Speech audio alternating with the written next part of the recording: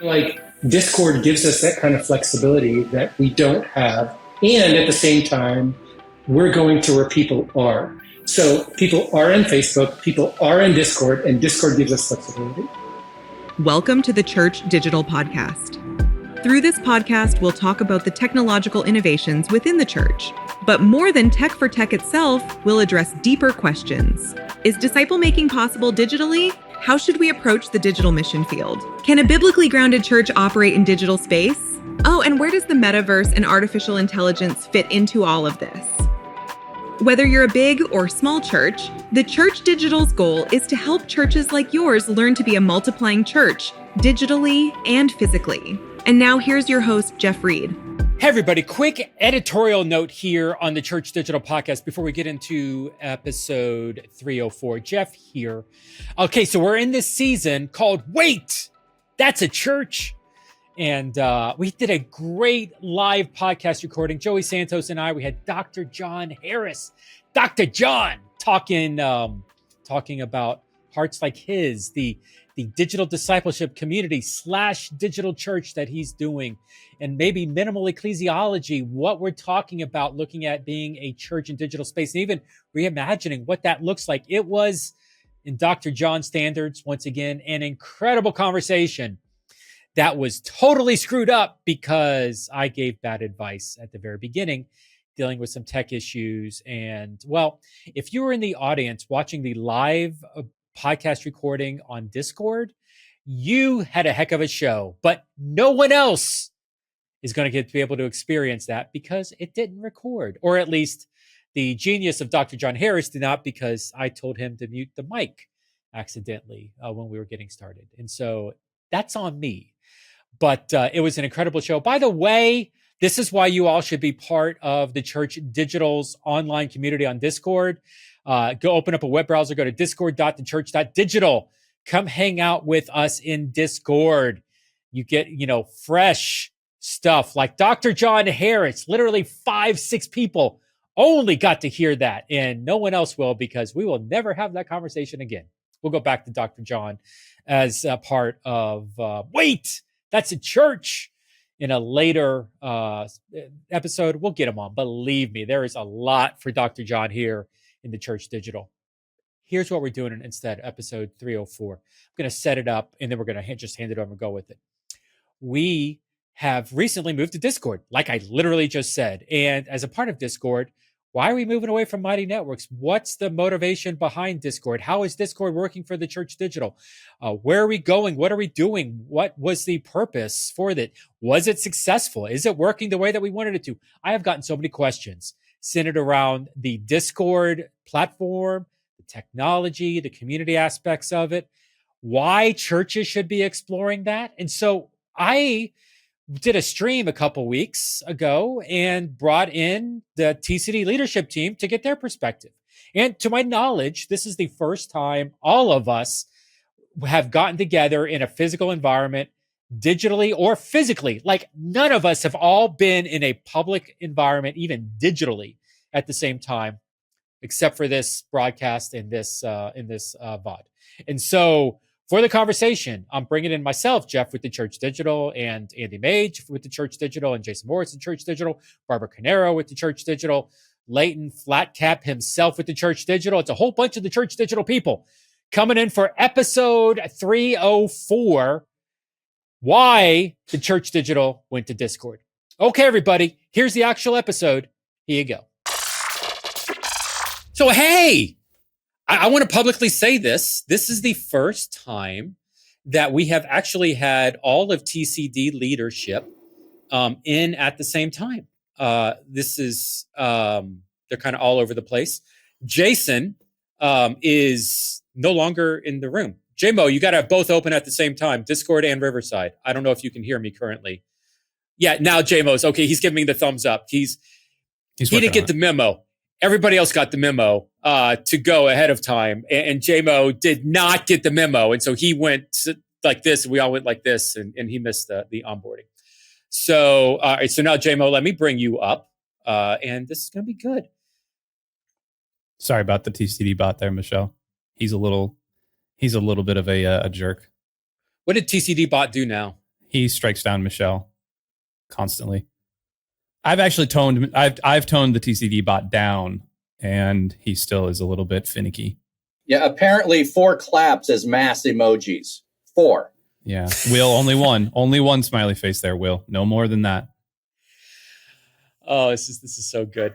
Man, I'm looking forward to this conversation. This is the first time publicly all 5 of us have been together, even digitally, physically, completely remote organization. We've not all been together. And I figured out the other day that this is the first time that we've actually digitally been able to do this. So, hey, welcome to TCD Discord. I was just on with our Mighty Networks friends a couple minutes ago. El Michelle was in there and a couple others. We are swan songing our Mighty Networks community. Semisonic is singing Closing Time, and not everybody has to go home, but they can't stay here. So I'm glad. Hopefully, we're moving everybody over here into the Discord world. I know we've got, but everybody should know everybody. Maybe not, but we've got at least on my screen, I see Flat Cap on the left. Leighton, the relationships guy. Andy Mage Chino is our a community. Myself, of course, Jeff, founder, Loudmouth.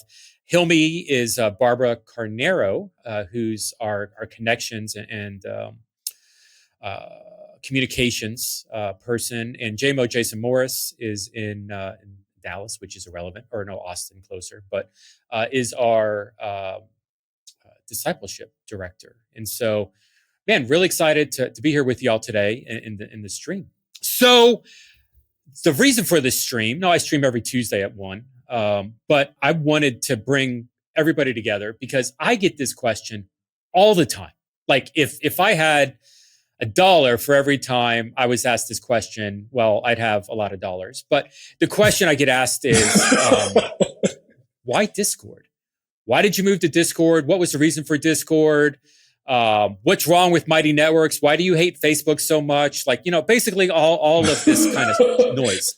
And so I am like, listen, I can tell you what my motivation was behind it, but I can tell you my motivation is different than Andy's, and it's different than what Leighton thinks, and it's different than JMO's. And so it's like, hey, if we really want to have this conversation, let's have it cohesively and actually get the crowd together in a public environment for the first time ever. And start to wrestle with this idea of what Discord actually means and the benefit of it and how we're utilizing it and what the experience has been so far for us. And so, hey, if you're in the room chatting, I know Andy kind of welcomed everybody while I was figuring out some of my issues, and I got plenty of issues. Feel free to throw questions in chat, and would love to be dialoguing here. I know we're also streaming this out into the interwebs, and so feel free to join us. You can join our Discord server at discord.thechurch.digital. Open a new web browser, discord.thechurch.digital. We'll get you into where we are. And if you're watching on demand, same thing too. We'd love to have you join in here. And so I told the group earlier, I was like, I don't have a lot of questions. I'm just going to open this up. Like, why Discord? And since, Andy is actually the director of community and Discord is a community, I guess that means he should go first, right? Mm-hmm. So, Andy, why Discord? Heavy is the head that wears the ball cap on that one. Hello, everybody. So here's why Discord. Whitebeard just said it better than I probably can because it's better than everything else. There we go. Question answered. Asked and answered. Hey, thanks everybody for coming. Have a great night. Shut it down, boys. Shut it down. Here's the thing. We're actually doing something really unique right now. Not as even necessarily in Discord. So I'm live on 3 different platforms right now. I am live on Riverside as we record this and send things out to all the interwebs. I am live on Discord. And I am also live on a platform called Zoom. And the reason I am live on Zoom is because we are actually going to be holding in about 5 minutes. We're going to be starting our asynchronous learning community. Actually, a number of people in here are from our asynchronous learning community. Raise your hand in the chat if you are from from my learning community that's going to be starting today. Just throw it in the chat, throw a GIF in the chat. Michael, yes, I guess maybe the raise the hand thing is an invite to speak. I can't invite everybody to speak. I'm sorry. We can't do that. That's going to get kind of weird. Here's the reason why Discord. It's because we can do crazy things like that. We can be live on a number of different platforms. We have this advantage of being live and we can do all those things, but also asynchronously, the amount of things that happen on Discord is just, it's outstanding. It is the best platform out there for everything that we want to do. We can be nimble, we can be agile, we can stream out to hundreds of people, we can do behind, Leighton is running, and I'm sure he's going to talk about some of the community groups he's doing.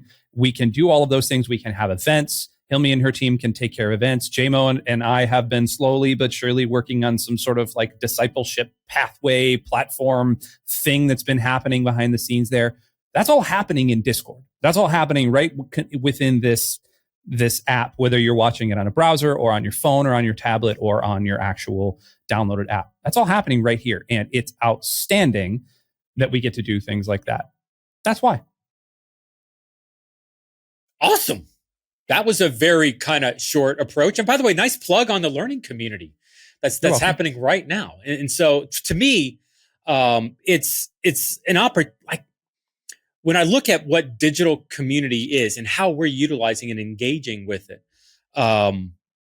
it's so hard to get that engagement from a technical standpoint on Mighty Networks or even on Facebook at this point, and battling the algorithms of Facebook compared to the energy that comes in here with what we're feeling in Discord. And so, I love the fact that we've got a learning community that's literally starting today, right? Today's the first day, Andy?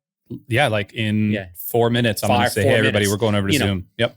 It's literally starting today, talking about the power of asynchronous and how to utilize asynchronous to the highest capacity. And even as we're looking at holding asynchronous community, digital community to a higher standard, and looking and seeing, okay, man, Discord from a feature set is really giving us that power.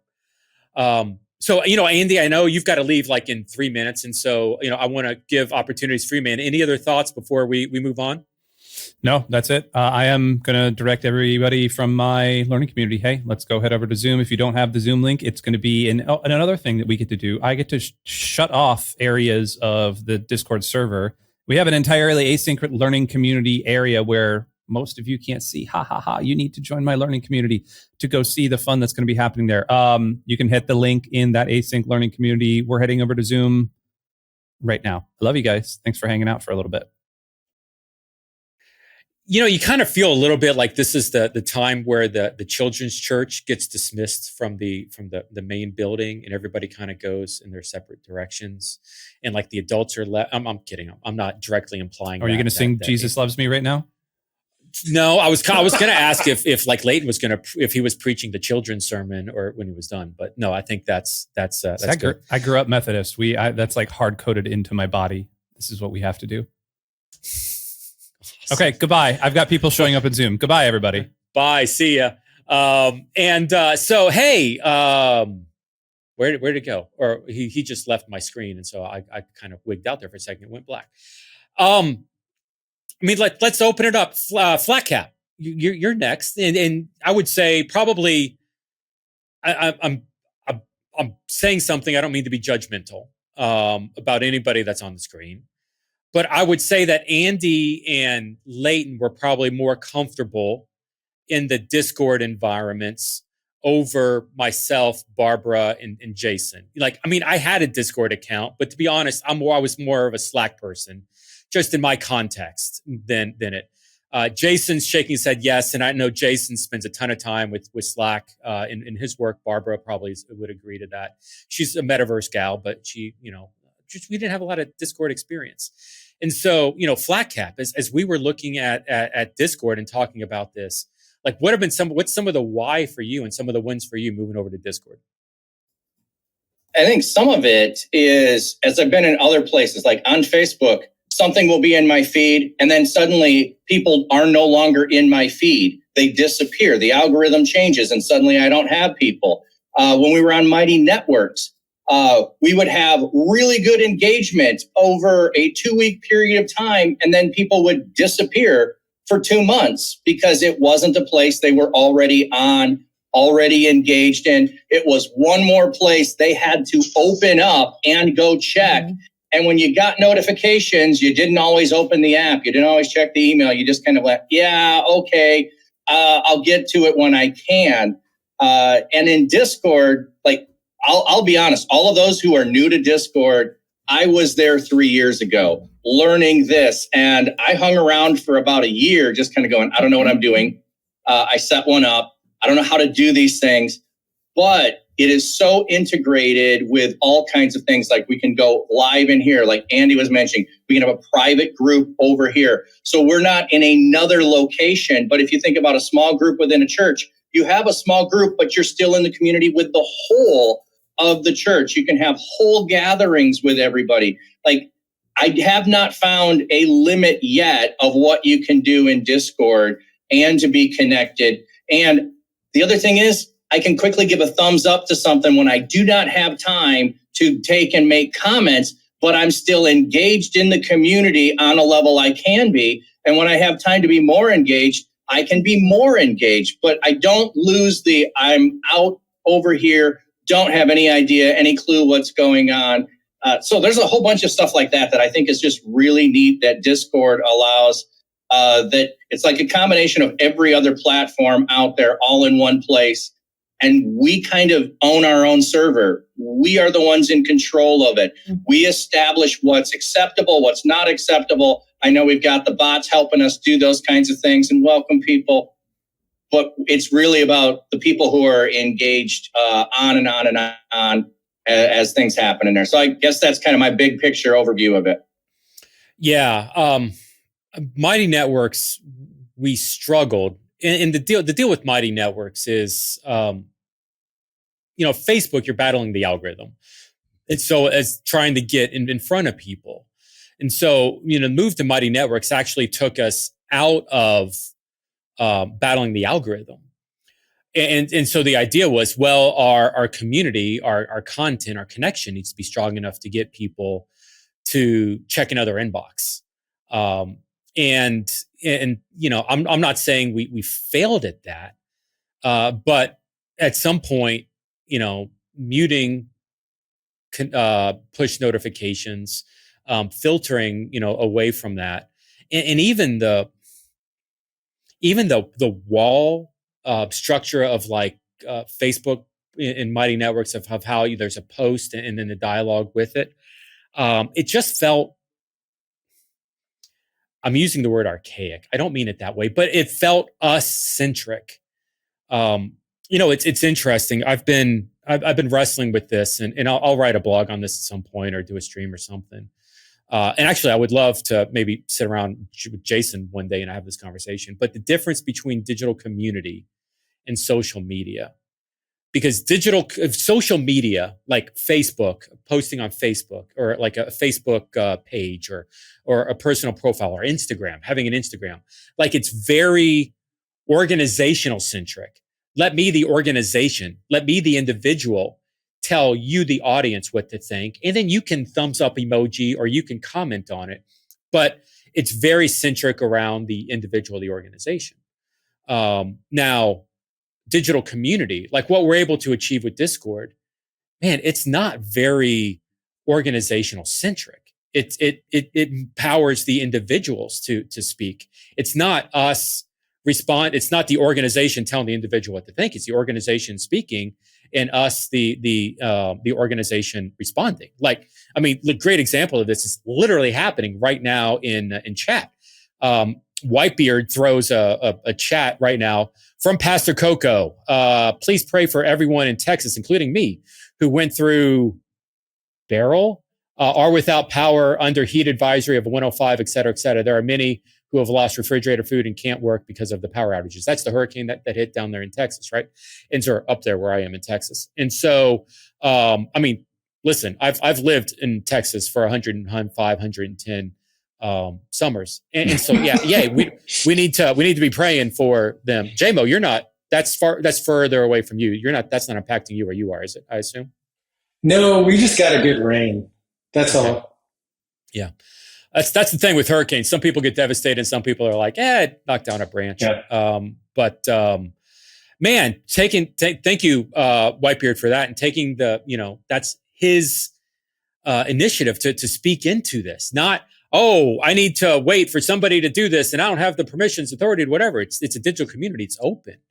to that. And that's where I think a lot of digital community is different than social media, which is actually why I think a lot of churches are negative on digital community, because they look at digital community as social media. Well, of course you can't have real digital community on an Instagram profile or a Facebook page, because Jeff, it depends on what you're trying to do. So I think one of the things that I'm getting from all of you, there is a mirror to what happens architecturally in the physical space.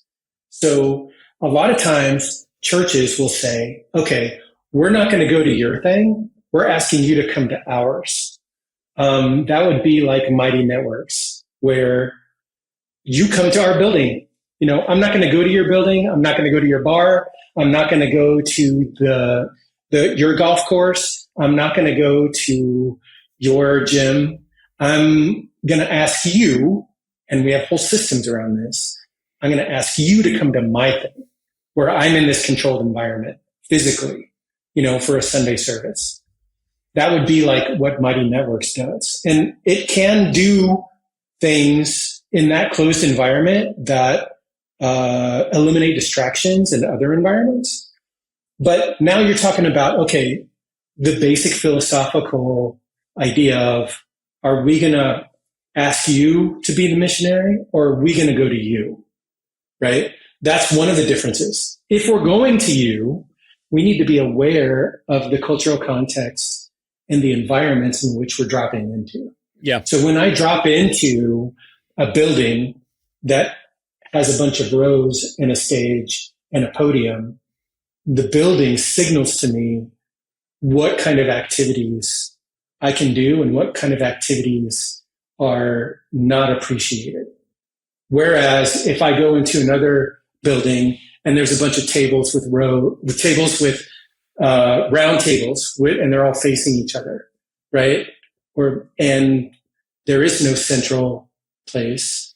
When I walk into that building architecturally, I know already what types of activities are wanted and what types of activities are not wanted. And in the digital space, it's very similar. When you drop into Facebook, there's a certain kind of media feed, doom scrolling, media blasting sort of thing that particular that digital architecture is looking for. And in Discord, it's a different architecture that is expecting a different type of interaction with people. And I think where churches get stuck is in the physical space, we're very used to a particular type of interacting with people in a broadcast form, because there's a stage and there's rows and, all the things. So we're used to broadcast in the physical space. And so we just mirror that in the digital space. And of course, Discord doesn't jive with that, because that's not what Discord is about. Discord is about conversations like these. Yeah. But what is interesting is Discord is also very flexible in that you can have live streams that broadcast, and you can have more intimate conversations like we're having right now. And those intimate conversations can be public too. So what Discord does is it unlocks a lot of possibilities for the types of differing interactions that a church should be doing anyway. A church should not just have a Sunday service, broadcast, message, and you're done. If that's all church is, well, then there is no real reason for us to gather, because a podcast could do that, or a TV show could do that much better, right? There's really no reason. However, if church is the one another's, if church is a community, a gathering of people that love one another, care for one another, pray for one another, all of these other things that occur, well, all right, maybe we should pick a digital space that allows for both types of human interactions in the digital form, like we hope occur in the physical form. And I feel like Discord gives us that kind of flexibility that we don't have. And at the same time, I feel like Discord gives us that kind of flexibility that we don't have. And at the same time, we're going to where people are. So people are in Facebook, people are in Discord, and Discord gives us flexibility. So in my mind, it's like, okay, win-win. Done. Let's do this. Let's figure it out. And we discovered in that flexibility that we could have conversations like this. And we could do all kinds of things that we weren't able to do before because the architecture didn't allow it. I just did a lot of talking. No, that was good. So good. I mean, there's a lot there. Oh my gosh, J-Mo, like you and I could sit around all day having a conversation, but the church is not good at social space. You know, talking about large gatherings, right. They do well. Yeah. Small gatherings, like, you know, a large Sunday morning service, even like 50 plus people, the church does that very well. Small groups, yeah. For the most part, church does that very well. One-on-one conversations, church does that well. They've never really figured out that social space, that 25 people, that 30 people right. kind of thing. And it's, you know, Daniel M's done a lot of research in this, talking about like the fun, kind of the environment. And the social space is really where you break down mistrust and where you build trust with people. And when I look at what digital community is, the engagement, the dialoguing, it's really that social space. And Barbara, I know you were talking. I cut you off. I'm sorry. Go ahead. Oh no, I was not. I was actually just applauding Jason. That was awesome. I learned new language now. You just gave me new language to describe some things that it was pretty awesome. What came to my mind, and I remember our initial conversations about like which platforms to keep, and there was even a desire to like, let's keep them all, you know, but that is your traditional, you know, pastor conversation saying we serve everybody and everybody's welcome. And that is a reality of a desire of our hearts to serve everybody. And I think TCD is prepared to serve many, but deep inside, we can only serve some well. And so when it comes to the ability to serve, equip, disciple, train, and be present, really, there's only so much we can do. And I'm not even talking about, you know, financial resources. I'm talking about the depth and the time that is spent. And, you know, because we can multiply all we want, but then if we're not getting to that level of depth, you're basically just going to have a very superficial thing. And so what we've noticed is that whatever would be driving people towards TCD will remain.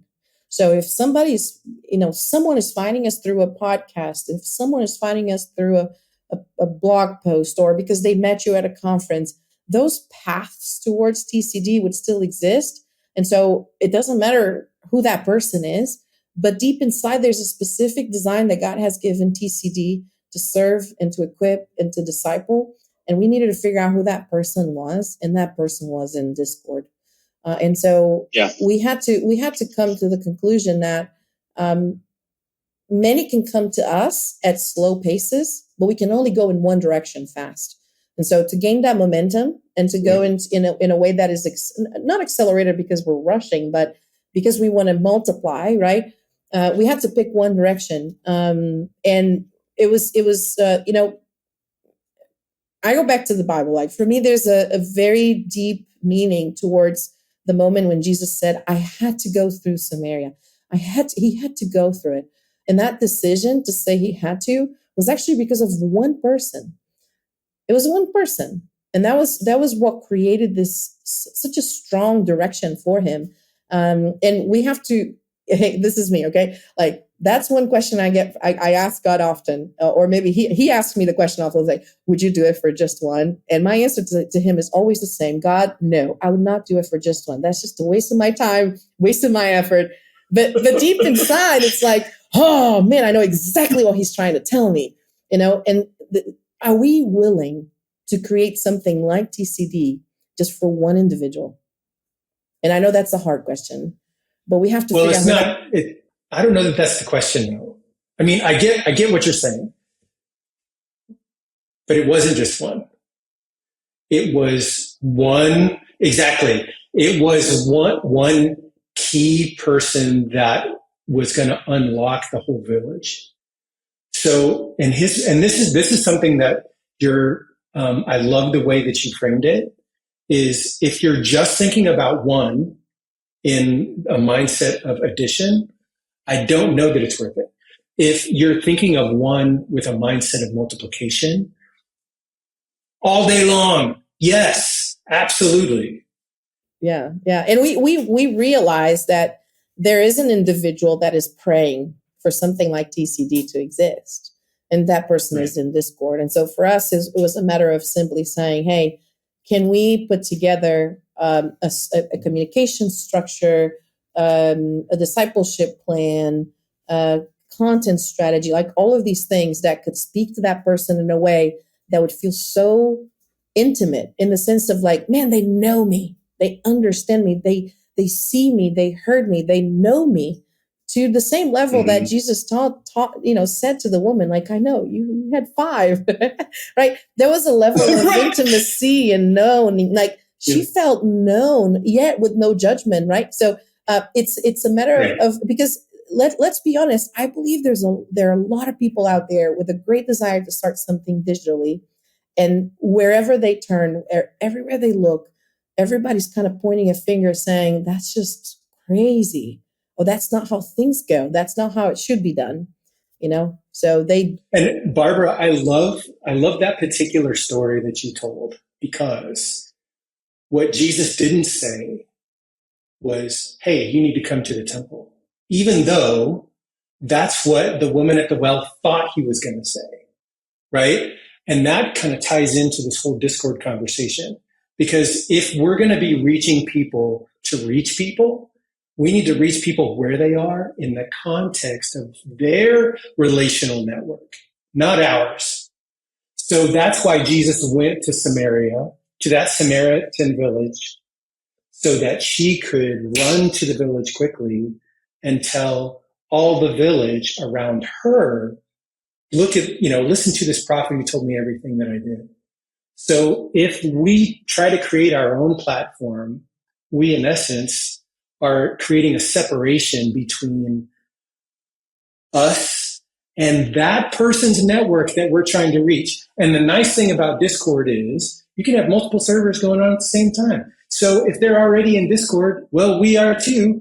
And it's more slippery. It's less friction for them to then tell their friends, because it's all using the same platform that they're already in anyway.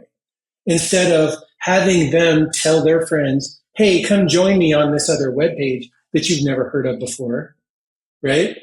That's never going to happen. And one of the other things I think about too is, and I got to get this one little thing out. It's going to sound a little bit tangential, but I feel like there is a whole group of people that are used to doing online digital church in the traditional way, which is kind of odd that I'm even saying that, because we've been doing this now for almost 15 years. There are already digital traditions in church. Okay. So we need to think through, I got nothing bad to say about CHOP, except that it's not a church online platform. It's a church service online platform. That's the problem, because it limits you to the Sunday only experience. What if, right, we were to, here's the transitional life form that I think is going to take us into the future. What if we, instead of using a CHOP webpage, that we still have the live stream, we still do that on Sunday, but instead of the CHOP chat, we have an embedded Discord chat of a channel, right? So that two things happen. One is it crosses over these worlds that we have between the Discord audience and the normal Sunday person who's just supplementing. They get access to the people who are doing community 24/7. And at the same time, we are giving those people, we're exposing both groups of people to each other, and both groups to an expression of church that perhaps they haven't been exposed to yet. Because there is the big, temple courts experience, but there's also the house-to-house experience that both need to be aware of each other for the synergy to occur. Yeah. There's actually churches right now, Jason, that are streaming from Resi into Discord. Like I don't know if you know, but that's what they're, it's like churches. There are a couple. I'm actually trying to find one. They're trying to get me a name to have a conversation. The guy's like, oh yeah, so and so does that, but they haven't been able to tell me who yet. But there are several, I've been told, that are doing it, because there are a couple churches that are starting to recognize that Discord does have that community aspect beyond, Chop's experience for the 1 hour. And so and you get all the moderation tools on the Discord side that you wouldn't normally have with just an average open chat. You can have your private volunteer stuff in other Discord channels and still manage it much like Chop would manage things. Yeah. I think there's real potential there, because you have a platform that's so flexible. You can use it in a lot of different ways to bridge into your other environments. Yeah. As a matter of fact, go ahead, Flack-Out. I was just going to say, speaking of bridging, we are bridging right now already outside of the United States, which a lot of the other platforms don't necessarily do that. They will segregate you in some level into your continent within those platforms. Discord does not do that at all. Barbara's not even on the same continent with the rest of us right now. There are people from other continents who are watching us, who are in the chat, who are on Discord right now. And when you have a community that can be growing globally, not just geographically, but globally, you have a lot of other things going on and excitement. And like, I can get off and go to bed at 10 o'clock my time, and somebody might be getting up and joining the conversation when I'm going to bed. The conversation doesn't stop based on my time frame. It doesn't stop based upon, here are the business hours of the church. It is global community, can happen simultaneously. Even if I'm not involved in all the different places, it can be happening with and without me. Yeah. So let's nerd out a little bit. I'm going to take you down a path of the geeks will follow along. But these are the places where my brain kind of goes. Yeah. And so, we have this idea of time. Let's just go back to the very beginning. And I actually shared this on Discord a while ago when we first started the channel. One of the things that God had me literally stuck on Genesis 1:1 for a long time. And it was I couldn't read anything else, and I couldn't even get to verse number 2. Yeah. It was okay, in the beginning, God created. I was I know he's trying to show me something, and I cannot figure out what it is because I couldn't read anything else. And in some point in time, it dawned on me. I was what was the first thing that he created? It was not the heavens or the earth. It was time. Because he says, in the beginning. The beginning. Yeah? So it was time was the first thing he created. And so it was fascinating to me that God was showing me that there was a moment where time didn't exist, and then the timeline started and all that kind of stuff. Well, we've been living on one timeline for a long time. Yeah. So that one timeline, time keeps going, and, days and hours and whatever, and weeks and years and all of that. Now we have access to 2 timelines, one in real life and one digitally. Ooh. These are happening simultaneously. And what is interesting is that there's whole generation like Gen Z and potentially Gen Alpha. For them, life happens digitally. IRL is just the things you have to do. So it's not for everybody, but there's definitely a shift. You're going to see that there's 2 parallel timelines, and you will have. I want to double click on that. What do you mean? Because right now I feel like I'm in one. Are you saying that there's a sync timeline and an async timeline? Is that what you're saying? We're totally meta it's now. Multiverse. It's multiverse. Think Loki season 2. Totally. But think about it from this angle. Video games. A few years ago, you turn on the game, you play, you leave the game stays where it was. It doesn't happen that way anymore. You go in the game will continue if you leave the game. There's a parallel timeline that's happening just digitally in the metaverse and video games and all of these things. And so Discord is basically giving you access to a complete different life that is happening just digitally. And you're going to see groups of people in Gen Z and down where life happens digitally. That's where life happens for them. IRL is just for the things they have to do, like hygiene and eat and, but life, community, conversations, engagement, like all of these things for them are happening online. And that timeline is happening simultaneously with real life, just digitally. So yeah, anyway, that's the kind of stuff that keeps me up at night, crazy thoughts like that. So that's one of the reasons, when I used to talk a lot. I wrote a book on virtual reality churches, and actually in the church, when the first draft of the book, as I was writing, I would write like in the metaverse and in the real world.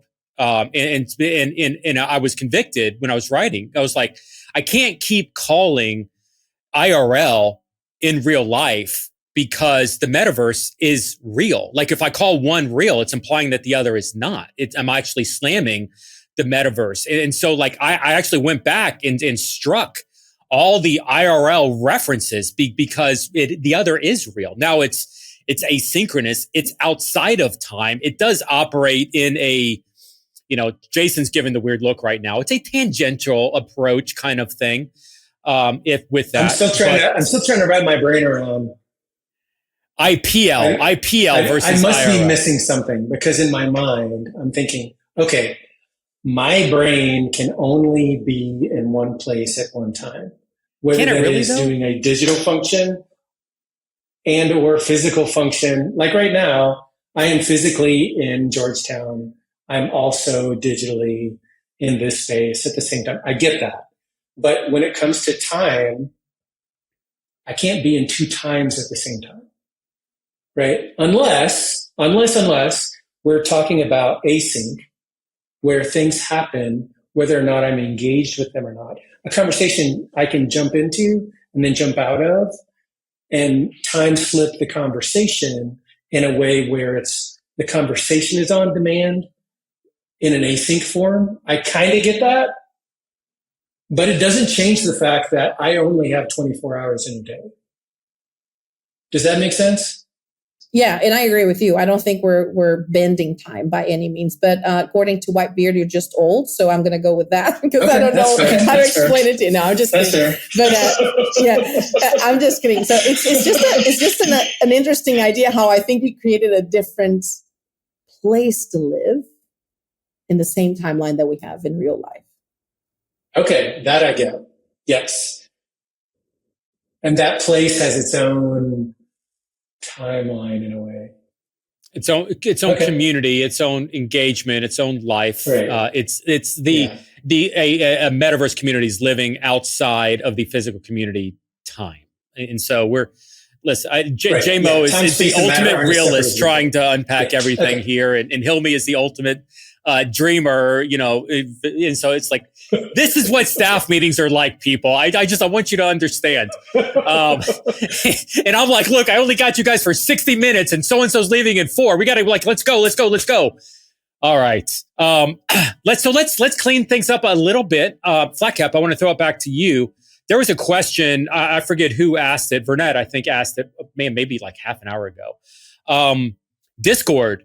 Like how using Zoom and some of the other software, like talk to us a little bit with what groups is Discord within Discord, Flatcap, and kind of like what model you have. We were talking a lot about sitting down at the coffee tables and conversations. How does that happen in Discord from a practical standpoint? Well, one of the things, limitations I think that Zoom and in Google Meets have is I am the host. I have to be present for everyone else to show up. Now, maybe Google, you have a little more. If you're inner community, you have some. There's other people with permissions. But if I'm trying to have a public gathering of people coming and I have the week off, I'm on vacation, I'm sick, I can't make it, nobody can meet. It's all interdependent upon me. If you're not in these groups, this is a side thing, but it was also connected. Like it's overwhelming at some level. How do you help people coming in to not be overwhelmed? You allow permissions to not see everything, so you don't expose them to everything at once. It'd be like taking a 5-year-old to Disney World and saying you get to go to every single place and you have 1 hour. You're overwhelmed. Like you can't go to every single ride in every single place. So you just say we're doing 2 rides. you give them a limitation of what they have exposure to, kind of thing. So that's just a tangent piece, but I wanted to preface what I'm going to say. So there are peer groups. You can see that there's a peer group that exists, but you get invited into a private group where things are confidential, where you join together, and every single person that's in that group can make comments. We have meetings that take place at certain scheduled time frames. I'm going to be on vacation in 2 weeks. Those meetings will happen with or without me. I don't have to be there for those to go on. They're just set. Reminders go out. People show up. We engage along the way. And since we have that set up in a way that is private, there is confidentiality, there is security, there is those things. So if it's really, really personal things going on in a prayer request, they're there. I can still have public ones, like we had a prayer for, hey, the hurricane went through and we need prayer for that. That goes in the public sphere.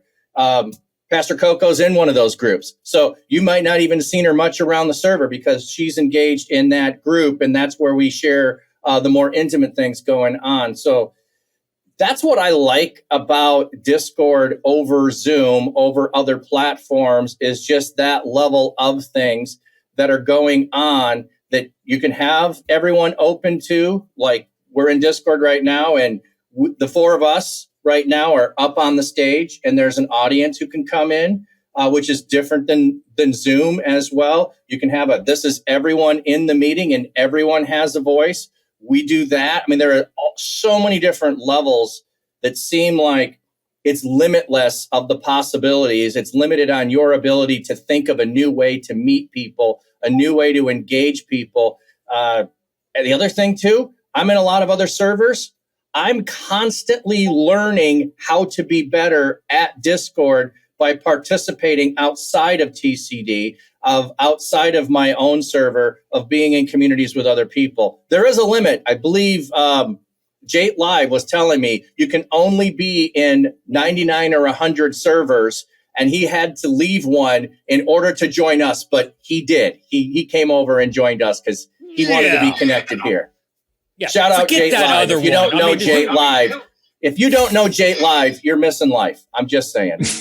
That's awesome. Yeah, Jate's fun, and I love the fact that he blew off somebody else to join us. That's so good with that. And so, if you're interested in joining some of these groups, feel free to get connected with Flat Cap on the server and get connected to it. You know, it's interesting. I want to draw attention and just.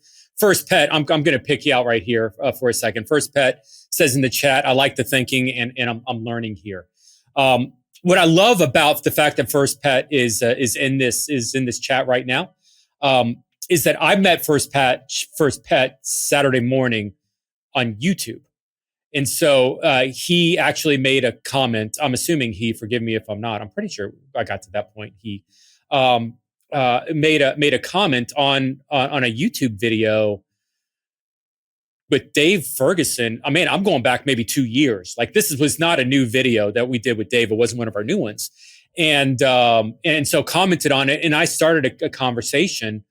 I replied, and he replied, and I replied. And one of the comments was, hey, like, to continue this conversation, come join the community. Like, there's only so far that we can get in YouTube, that we can get in TikTok, that we can get on a story or a reel. Like, there's only so far the conversation goes that we need to get the person involved into a community. That's one of the reasons why, when I talk about the framework, the people we're connected to digitally, we really need to invite them in a community in order to get to a place where we're equipping them or discipling them. Like, there's only so far that content can get without the community piece. And being able to effectively route people, there's only so far social can take you. El Michelle, oh my gosh, yes. Which is why digital community is different than social media. Like, the social media layer is important, but what we're doing in community is vital in order to get to the discipleship piece. Jeff, I'd love to address Tall Skinny Kiri's question or comment here in the meantime while we get Indy set up. And so one of the questions that he constantly asks himself is, ask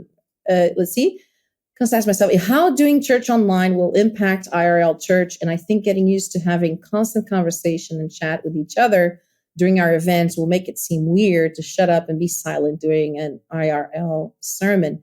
And I think what digital churches or digital communities are creating, they're actually answering a need of what is already starting to happen in the education system, which is one person talks, 30 people sit down and listen. The education system is going through the exact same challenges that the church is going through, because that is a very outdated way to teach and multiply and grow. And it wasn't even how Jesus kind of, like there's so much that happened in ministry that was beyond just one person speaking and everybody else just listening.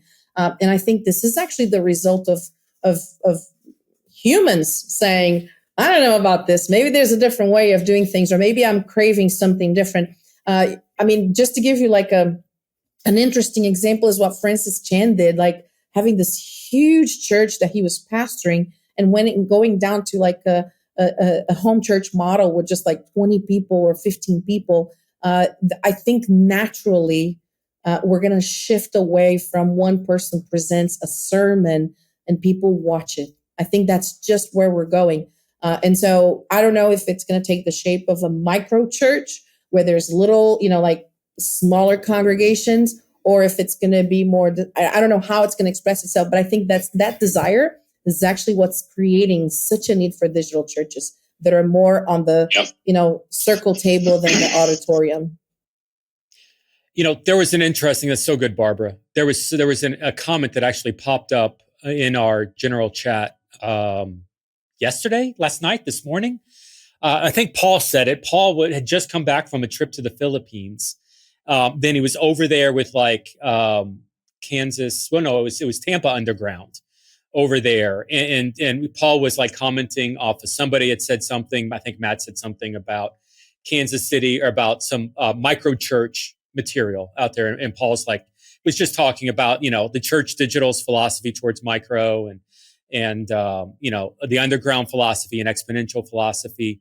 And to be honest, I love the fact that I don't even know who Paul is. I may have a casual relationship with him. I couldn't pick him out of a lineup, but I love the fact that he's looking at the Church Digital and recognizing some of the intentional micro underpinnings of what we're doing. We're not a micro church organization by any stretch. There's, giga church people. There's in chat right now, there's people that are working at 1,000-person churches, and Ian's at a church with 30 people physically, and that's not even digital. So we're serving all sorts, but the relational aspects, the discipleship aspects of what we're doing. I know JMO's been working really hard to bake that in. And so from a relational context, what we're pulling from Tampa Underground, KC Underground, Exponential, New Thing, Stadia, there's been so many influences that have really been helping the Church Digital. Actually, I said this in the response to Paul. It's man, we're the new kid on the block compared to all these other organizations that have been around for decades. But we're really standing on their shoulders, really proclaiming, hey, you all are used to broadcasting in front of millions of people and being excited because you got people to view this video for 3 seconds. Yay for you. Now there's this opportunity to be relational with these people, to get them into community, to actually disciple them digitally. And it's this new thinking that, in the US is a challenge, but globally, oh my gosh, there's so much open to this idea in international spaces. And so it's exciting to be on this front wave coming into it. Well, Jeff, you and I had talked about this before, so I'm going to steal another minute. Socially, as a society, we were introduced to the information age, not too long ago, if you think about it. When we were, in that age of information, everything is coming towards us. The social currency was time. I spent time reading information, finding information. And for those of us old enough, surfing the web, right? Youngers don't even know what that means, to surf the web. I actually remember surfing, you go from one page to the next, no search engines, that kind of stuff. So it's that was the information age, and the currency that we were spending socially was time. Then we moved to engagement age. That's social media. You post, you comment, you share, you create your YouTube, whatever. And that is when we shifted to a different currency, which was attention. You'll hear a bunch of marketers talk about that kind of stuff. So, everybody wants your attention. And we shifted. We are already in a different age right now, which is the age of curation. And I mean, just look at many of the YouTubers out there. They're curating a path for somebody, right? What should I unbox next? Yeah. How many of you watch those videos where somebody's telling you what products to buy and how and where? I mean, even my kids will look at the unboxing of toys. They prefer to watch somebody play with them than actually get them.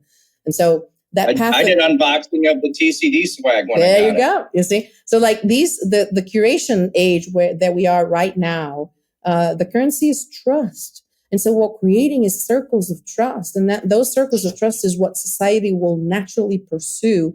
And honestly, Discord is a perfect tool to adjust exactly that. Not just curation, but with trust being the currency that we're now spending socially. So well, with curation, it's also, here are all the people doing all of these things. And so there's a whole bunch of adding to knowledge of, there's not just one way to do it. There's not just two ways to do it. There's not just three ways to do it. There is experimentation happening. When we're talking digital, you're throwing VR in there. You're throwing Twitch gaming streaming in there. You're throwing Facebook groups in there. It is unlimited, the number of ways that people are doing it. And so I just want to tag back on, and Andy could probably add this too, of the interaction between things. I've been a pastor for over 20 years. Before I was a pastor, I was trained to be a teacher. So I stand in front, I disseminate information was the way I was trained. I am totally addicted to being interrupted as I'm reading the Bible. I read 2 hours a day, Monday, Tuesday, Thursday, Friday, and sometimes longer. And I get 5 minutes into something and we get a side conversation for about 5 to 10 minutes about a question that was engaged going on. What do you think about this? Or what about that? Like, it was so hard over the last couple of years for me to give sermons because nobody was interrupting me. Nobody was asking questions. I did not know if I was connecting and resonating with people because there's no chat for me to read to know I connected. And I'm also with churches that are struggling and dying that I've been working with. So they're not even used to amens and hallelujahs and let their face know that they're in agreement or nod their head. I'm like, oh my goodness. So, I mean, I'm at the two extremes of, I know that people are getting it and we're having a conversation and they're going to walk away with something. And I gave something to them and all I'm going to get at the end is great message, pastor. And I have no idea if I really even connected with somebody. So good. It's a confession hour here. And this drives my wife nuts in church. So a lot of you know, like if you've been around the Church Digital for a long time, the name Ray DeArmas, he used to be a digital pastor at Christ Fellowship Miami. He actually replaced me when I quit as a digital pastor, when I resigned. It's called healthy. So we go to the same church, okay? Ray and I go to the same church. And so it's a small church, 150 people in a service, 250 on a weekend, church plant. And I always sit on the left-hand side. And Ray always sits on the right-hand side. So we're like opposite from each other. And during the sermon, we've got a text thread open between us. Now, Carlos Lolette's the pastor of this church. We are great friends. Like we used to work with Carlos, and I'm just blowing up Ray all during the sermon. Thoughts, questions, ideas, like, second screen, like you would normally do, like in Discord. And Ray's texting me back. And so like we're laughing, I'm joking, kind of, and so I'll smirk sometimes every once in a while. And my wife is like elbowing me next to me. Put the phone away. You're making a scene. Stop it. But I'm just, still doing it because that's how I engage, right? But the traditional teacher, the masters of education, I'm doing this. My wife's freaking brilliant, but she's struggles with new ways of thinking. Like she's very traditionalist in her style. And so she's seeing me do this, engaging you, like you're being completely disrespectful to Carlos and to everybody else in the room. Meanwhile, Carlos is like, what are the highlights? Give me the updates. What are you guys thinking? We're even talking with Carlos and bringing him in. And so it's really, it's interesting to see that paradigm shift. I've been saying this, and I've told JMO previously, like for me, platforms like PushPay and Resi should be incorporating in asynchronous community into the live aspects of it. Like I would love to see, talking about Church Online platform, how can I live chat in the live room with Church Online platform and have the online people see it in the same time? Like, can we time slip so that it makes sense so virtual and physical can connect? Andy's giving me the peace sign. I don't know what that means. Are you seconding? You got to go. Peace out. Cool. All right. Hey, I want to be respectful of time, but I'm having fun. So Andy, Hilmy, or Andy left. Flat Cap, Hilmy, do you have time to hang around for a while? Or do you have to go too? I got to run. Time. So I Okay. thank you guys for this time. It's been amazing. So I'll see you guys around. Awesome. Hey, y'all jumping on the stream. That was a very abrupt end, but we got to go. So thanks for hanging out with us. I lost track of time. I was so excited by my async comment. We're good. But feel free to, we stream every Tuesday doing this, and would love to see you all on here and get connected into church on what we're doing here. Sorry, I said Church Online platform. Get connected to what we're doing with the Church Digital. Would love it. Hey, thanks y'all for being here. See you soon.